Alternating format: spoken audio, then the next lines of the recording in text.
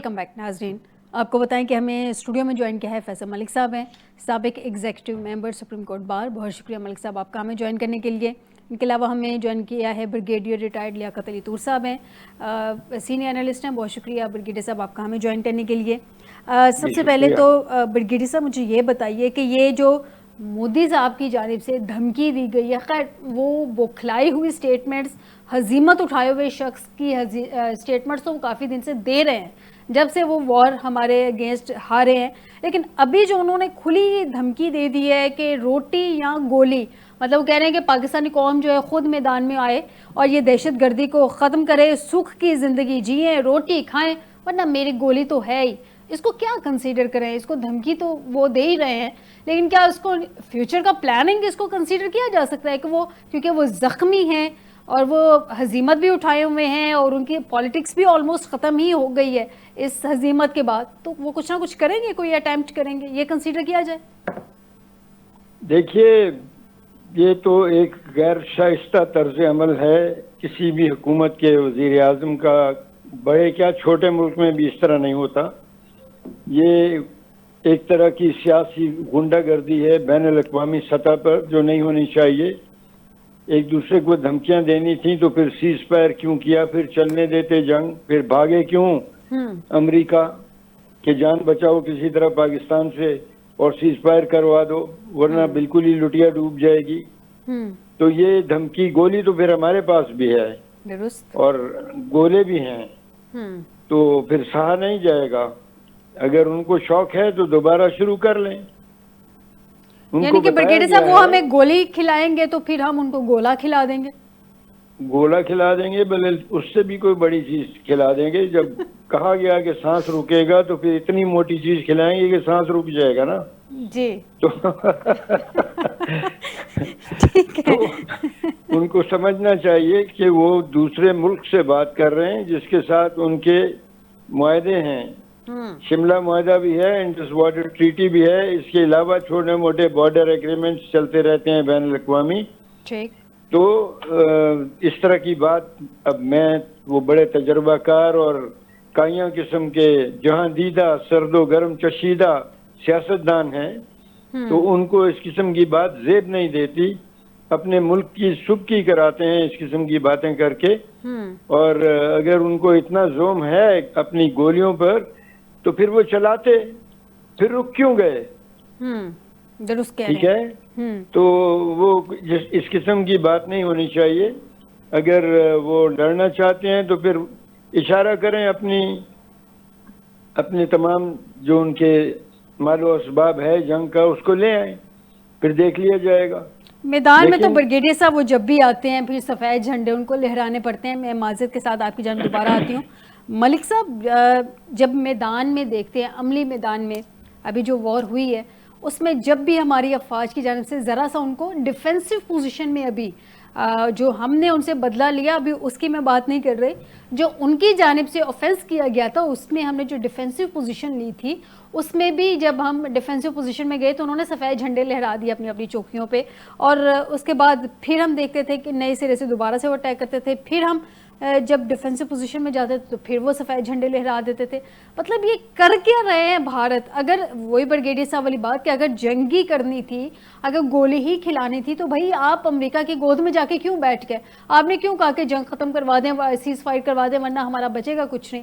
اور اب جب آپ کو پتہ ہے آپ کا بچے گا کچھ نہیں, تو پھر آپ پاکستان کو دھمکیاں کس بیس پہ دے رہے ہیں؟ جی میڈم, بات میں بڑے سمپل ہے کہ جہاں پہ جو ہے نا یہ ایکٹ آف وار انڈیا کا, یہ بنیاد ہے اس جو ہے نا بڑے سے فتنے کی, جس میں جو ہے نا انڈیا خود بلسم ہو جائے گا, خود جل جائے گا. کافی حد تک تو جل گیا, بڑی کافی حد تک تو جل گئے میڈم, آپ ویسے ہی بات کہہ رہی ہیں. آپ دیکھیں کہ پاکستان نے جو ہے نا ابھی ڈیفینس کیا ہے, ڈیفینس جو بہترین ڈیفینس ہوتا ہے وہ یہ ہے کہ آپ اٹیک کریں. پاکستان نے جو ہے نا اپنا ڈیفینس بھی کیا, ساتھ اٹیک ہی کیا. اٹیک تھا ڈیفینسو قسم کا, ٹھیک ہے نا, کوئی علاقے ان کے فتح نہیں کر لیے انہوں نے بہت زیادہ, ٹھیک ہے, تو ایک ڈیفینسو قسم کا, ابھی ان کے ہم نے سول آبادی کو نشانہ نہیں بنایا جو کہ غیر ڈیفینسو اخلاقی ہے, قسم کا اٹیک تھا.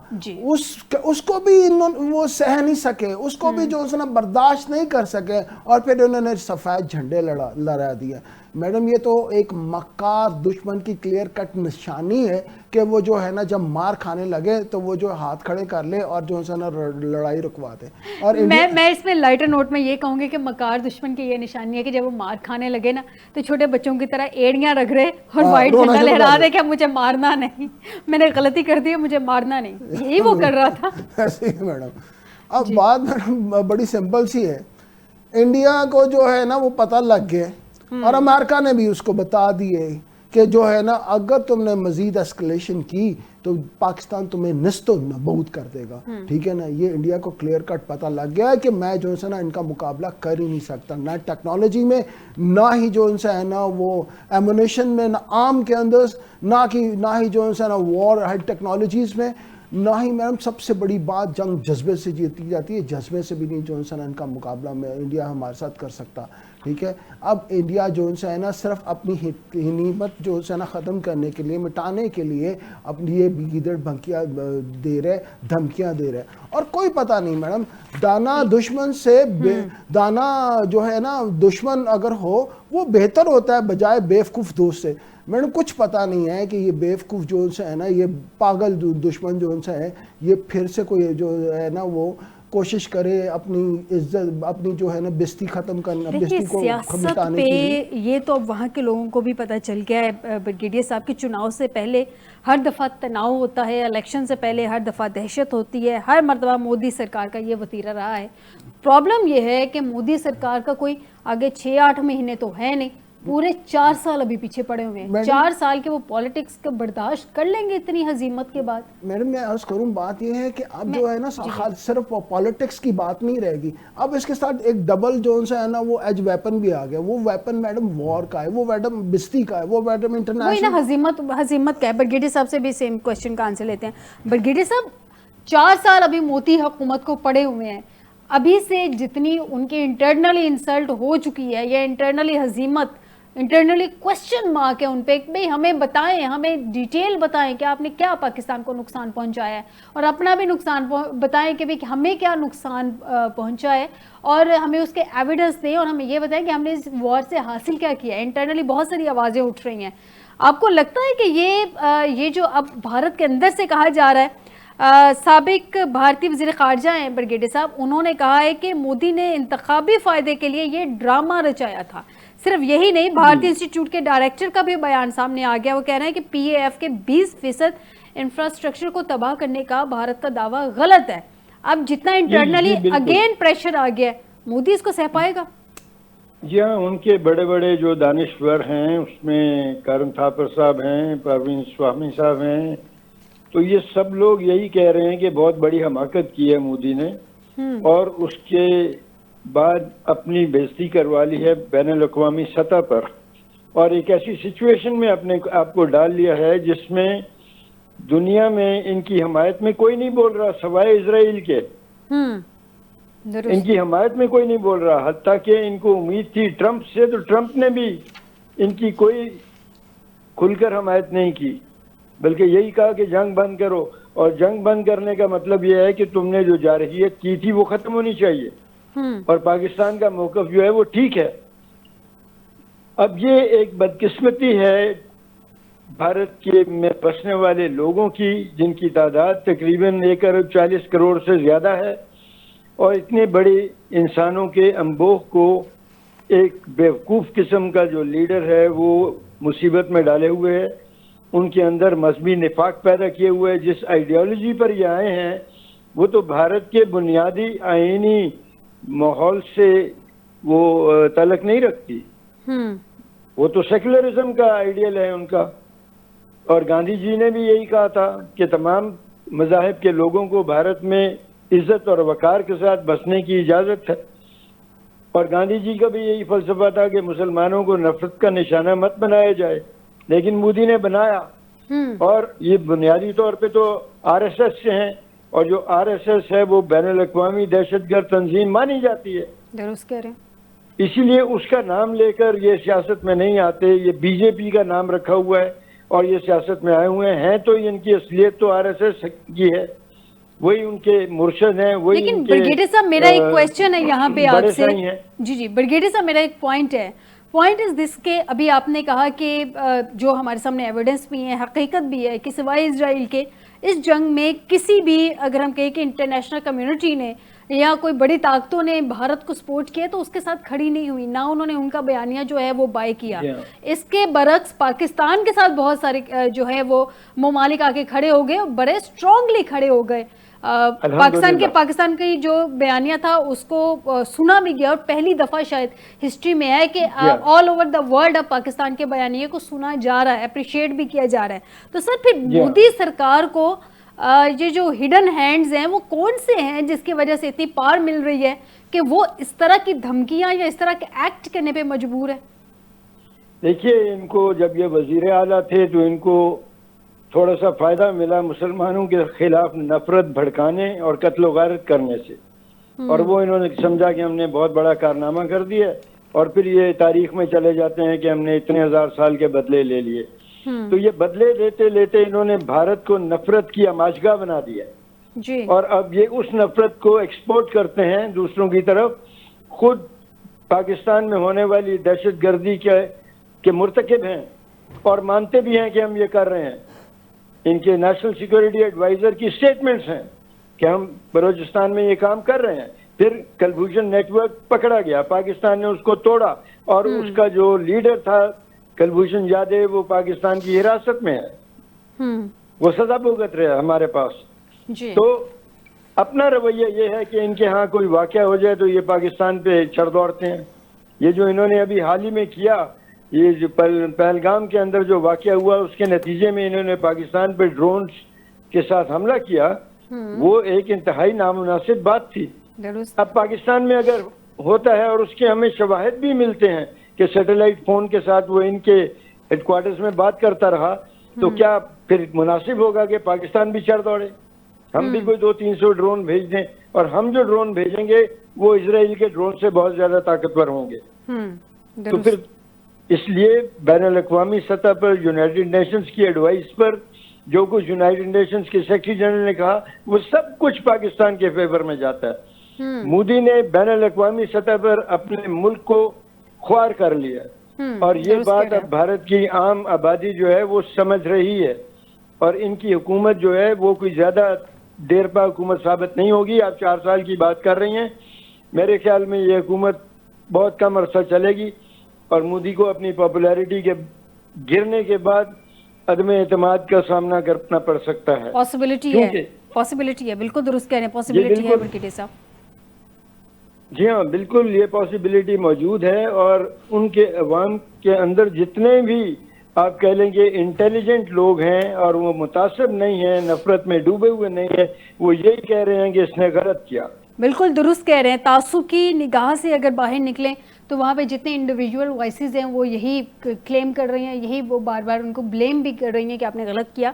ملک صاحب مجھے یہ بتائیے کہ نامور امریکی اخبار ہے نیو یارک ٹائم، دی نیو یارک ٹائم نے 2019 میں لکھا تھا کہ ایسا لگتا ہے کہ مسٹر مودی اور ان کی پارٹی لوگوں کی لاشوں کو ایکسپلائٹ کرنے پہ لگی ہوئی ہے. جیسے وہ اسے حکمت عملی کے تحت انہوں نے اس کی ایگزامپل بھی کوٹ کی تھی کہ جیسے ابھی برگیڈیئر صاحب نے کہا کہ مسلمانوں کی لاشوں پہ انہوں نے سیاست کی تھی اور جو ان کی کامیاب رہی تھی ایک وقت میں، اسی کو میں کوٹ کر دیتی ہوں کہ یہ ہوا تھا واقعہ فروری 2002 میں جی بالکل اسی حکمت عملی کے تحت جب ریاست گجرات کے وزیر اعلیٰ کا عہدہ سنبھالا تھا نریندر مودی نے. اس وقت وہاں پہ گودرا میں قتل ہونے والے ہندوؤں کی لاشوں کو شہر بھر میں گھما کر وہاں پہ ہندوؤں کے جذبات کو انہوں نے ابھارا تھا، اس چیز کو ایکسپلائٹ کرنے کی کوشش کی تھی، اور اس کے نتیجے میں 700 کا ابھی تک جو ایک محتاط اندازے کے مطابق ڈیجٹ سامنے آتا ہے کہ مسلمانوں کو قتل کیا گیا تھا، اور یہ ان کی سیاست چمکی تھی اس وقت. اب سب کے سامنے یہ وتیرہ مودی سرکار کا آ گیا ہے کہ مودی سرکار ہر دفعہ جب الیکشنز ہوتے ہیں تبھی ایسا کرتی ہے. ابھی بھی بہار کے الیکشنز تھے تو یہی سارا کچھ ہوا. اب مزید آپ کو لگتا ہے کہ مودی کی جو حکمت عملی ہے مزید اس کو سکسس کی طرف لے کے جائے گی، یا بس دی اینڈ ختم مودی حکومت کا؟ मैडम ये तो इकनत अमली की तो बात ही नहीं है, ये तो एक बीमार कुंद जहन की जो है निशानी है। आप जो है इसको अगर जो है किसी मोदी को किसी साइकाट्रिस्ट को दिखाएंगे तो वो क्लियरली बड़ी आसानी से ये कह देगा कि ये बंदा जो है ना वो मेंटली डिसऑर्डर का शिकार है। मैडम एक बच्चा ऑफर करा रहे थे मोदी साहब को, आए हम अच्छे से साइकाट्रिस्ट से पहले दिखाते हैं फिर वॉर खेल लेंगे। हाँ मैडम जैसा होना तो यही चाहिए था, पहले मोदी अपना मेडिकल करवाता फिर हमसे वॉर खेलता। आप सही कह रही है। तो बात यह है कि मैम ये जो है ना मोदी जब बच्चा था ये चाय वाली दुकान पे काम कर रहा था, उस वक्त मैडम बच्चे का ज़हन डेवलप हो रहा होता है और उसने जो है ना जब आसपास का माहौल देखा और फिर वो अपने आप को देखा तो उसमें बहुत सारी एहसास महरूमियत पैदा हो गई और वो एहसास महरूमियत उसे पैदा जो डेवलप करते करते एक सफाक जालिम इंसान की शक्ल में ले आई और उस जालिम सफाक इंसान ने जो इंसान हर किस्म का क्राइम किया और फिर वो जो है ना वज़ीर आला बन गया। और मैडम वो आप देखें कि उसने लाशें जो घुमाई सिर्फ इस बात पे नहीं कि हमको वो हिंदुओं को बड़ा पैरोकार है, वो इस बात पे नहीं कि जो है ना को वहाँ पे जुल्म सितम हुआ था, कोई इंसाफ की बात हुई थी, वो सिर्फ और सिर्फ इस बात पे लाशें घुमाई थी ताकि जो है ना हिंदुओं के जज्बात बढ़ गए और यहाँ पे फसादात हों और उन फसादात को मैं लीड करूँ और लीड करके मैं हीरो बनूँ और हीरो बन के जो है ना मैं प्रधानमंत्री भारत सरकार का बन जाऊँ। और प्रधानमंत्री तो वो बन गए लेकिन प्रधान नहीं बन सके, मंत्री तो वो बन गए। मैंने यही कहने लगा था कि वो प्रधानमंत्री तो बन गए लेकिन प्रधान वाला खाता जो है ना वो एक महरूम जो जिसके ऐसे महरूम ही हो बचपन से ही जो है ना वो चाय बेचने वाला हो और वो चाय बेचने वाला बच्चा जो है ना वो देखिए इसलिए मैडम चाइल्ड लेबर जो है ना वो उसको फॉरबिड किया गया है पूरी दुनिया में हर जगह के ऊपर। ये चाइल्ड लेबर जो है ना जुवेनाइल लेबर जो है इसको फॉरबिड किया गया है, इसको मना किया गया है कि ये जो है ना ये बच्चों ये इससे साज़े महरूमी और फिर ये क्राइम को जन्म देती है। वो बच्चा बड़ा होकर फिर बहुत बड़ा क्रिमिनल बनता है। और मैडम आप देखें कि एक बंदा जो है बच्चा जो है ना इतना बड़ा क्रिमिनल बना कि वो जो है ना हिंदुस्तान का प्रधानमंत्री बन के खाली रह गया, प्रधान पता नहीं कहाँ गया, उसने पाकिस्तान के ऊपर जो है ना अटैक कर दिया। मंत्री रह गया, प्रधान तो वो रहा ही नहीं है, या प्रधान बनने की कोशिश कर दी, मंत्री तो रहा ही नहीं है। मैं मलिक साहब आपकी जान बात हूँ चूंकि वक्त की किल्लत है, बहुत सारे सवालात मैं चाह रही हूँ कि आप दोनों से कर लूँ। ब्रिगेडियर साहब सर पहले तो लाइटर नोट में मैं यही कहूँगी कि इस उम्र में नरेंद्र मोदी साहब आगे की तैयारियां करते हैं, उनको क्या ज़रूरत पड़ गई थी कि इस उम्र में अपनी मांग में सिंदूर भरवाते और फिर उजड़ के बैठ जाते अपने घर में। पहली बात तो ये। दूसरा मुझे ये बताएं कि हम सफारती सतह पे अब अपना वफ्द भी अमेरिका के लिए तैयारी पकड़ रहा है, इंडिया का ऑलरेडी वफ्द जो है वो अमेरिका पहुँच चुका है। अब ये जो सफारती जंग है ये बड़ी सफाक सी जंग है भारत की जानिब से जो लड़ी जा रही है, उसमें वो पाकिस्तान को जिस भी तरह से है वो टेररिस्ट शो करने की कोशिश करेगा। अब हमारे जाहिर सी बात है यहाँ पे डोजियर्स भी जाएंगे, हमारे सफारती जो कमेटी है पूरे एविडेंस के साथ जाएगी, मुकदमा रखेगी दुनिया के सामने। सर आपको नहीं लगता कि ये एक पॉइंट भी उनको रखना चाहिए? हो सकता है उनके पॉइंट्स में हो, लेकिन मैं पर्सनली डिस्कस करना चाह रही हूँ कि एक न्यू नॉर्मल बन गई है ये चीज़ कि भारत में कोई भी चीज़ हो, कोई भी मसला हो, फौरन पाकिस्तान पे अटैक कर दिया जाता है, ये एविडेंस दिए बगैर कि पाकिस्तान उसमें शामिल है या नहीं है। इस पे भी डिस्कस किया जाए, इसको फिक्स किया जाए कि फ्यूचर में ऐसा ना हो, वरना दोनों एटमी पार्ट्स हर छोटी छोटी बात पे जंग के धाने पे आके खड़ी हो जाती हैं। जी वजह यह कि इनके लाशऊर में गिरा पड़ी हुई है, वो मुसलमानों से नफरत को अपनी सियासत की बुनियाद बनाते हैं और दुनिया के वाहिद जमहूरी मुल्क के वजीर आजम हैं जो अपनी दहशत गर्दी की कार्रवाइयों पे फख्र करते हैं। इन्होंने निजी महफिल में कहा कि फिर तो मैं तो वो करता हूँ ना जो मैंने वो किया गुजरात में, अहमदाबाद में, ये भी इनकी स्टेटमेंट है। जी बिल्कुल। हसीना वाजिद के वक्त में ये भारत में गए और इन्होंने खुलेआम जलसे के अंदर कहा कि हाँ हमने मुजीब को अगरतला में उसके साथ साजबाज की थी, हाँ हमने मुफ्ती बानी को हथियार दिए थे, हाँ हमने उनकी मदद में अपनी फौज पहले उनको दाखिल किया मशरकी पाकिस्तान में, फिर अपनी फौज डाल दी और हमने इस तरह पाकिस्तान को तोड़ दिया। ये तो वो कन्फेस कर चुके हैं। तो अगर वो कन्फेस कर चुके हैं तो दुनिया को तो साफ नजर आएगा कि वो दहशतगर्द हैं। और जो अमेरिका ने इन पे पाबंदी लगाई थी बिल्कुल दुरुस्त लगाई थी। वो तो अमेरिकी हुकूमत ने भारत के अवाम की राय को काबिल इज्जत समझते हुए वो पाबंदी उठा ली जब ये वजीर आजम इलेक्ट हो गए। وہ ایک تعظیم تھی بھارت کے عوام کی رائے کی، لیکن مودی نے اس تعظیم کی قدر نہیں کی، اپنے دہشت گردی کی کارروائیاں جاری رکھیں اور پاکستان کے اوپر آتنکواد کا الزام لگانا جاری رکھا، اور یہاں کارروائیاں وہ ایک پالیسی کے تحت کرواتے ہیں، اور ان کی کارروائیوں میں جو بہیمانہ پن ہے وہ ایک بڑی یونیک چیز ہے پوری دنیا کے اندر۔ بچوں کی بس کو بارود لگا دیا، پہلے بچوں کو قتل کروا دیا تھا، اس میں بھی ان کا ہاتھ تھا، اس وقت یہ بڑے مضبوط ہوئے تھے افغانستان کے اندر۔ بیسیکلی مودی کے اپنے بچے نہیں ہیں نا، تو اس لیے ان کو بچوں کا دکھ احساس نہیں ہے کہ بچوں کا دکھ کیا ہوتا ہے۔ یہ بالکل پتھر دل بن چکے ہیں مذہبی نفرت کی وجہ سے، بالکل ان کے سینے میں پتھر کا ٹکڑا ہے، درست اور وہ انسانوں سے نفرت کرنے والی پتھر ہے۔ تو یہ اس قسم کی جو صورتحال ہے یہ پاکستان اور بھارت کو بغیر کسی وجہ کے جنگ میں الجھا سکتی ہے، اور جنگ میں پھر دونوں طرف کا نقصان ہوتا ہے۔